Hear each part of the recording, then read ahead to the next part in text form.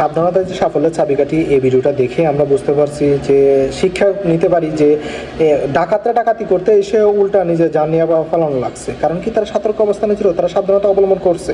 তো আমাদের দেশে এই ঘটনাগুলো প্রতিনিয়ত ঘটে থাকে। যদি আমাদের সরকার নিজ উদ্যোগে যদি নাগরিকদের সুরক্ষার জন্য এই ধরনের প্রশিক্ষণ দেওয়া হয়, এই ধরনের পরিস্থিতিতে কীভাবে নিজেদেরকে সুরক্ষা করবে, কীভাবে মোকাবেলা করবে, তাহলে বাংলাদেশ থেকে এই ধরনের অপরাধ খুব তাড়াতাড়ি বিদায় নেবে।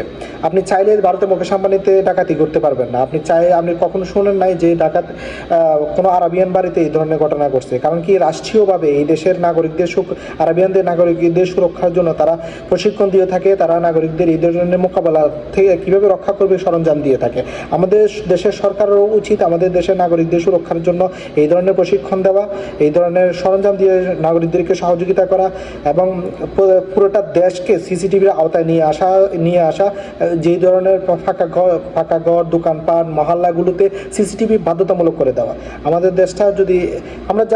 দেশটাকে যদি কোনো সুন্দর করতে হয়, তাহলে বাইরের দেশে কিভাবে তারা অপরাধকে কন্ট্রোল করছে, কিভাবে সাবধানতা অবলম্বন করছে, এইগুলো আমাদের দেশেও সরকার নিজ উদ্যোগ গ্রহণ করা। ধন্যবাদ।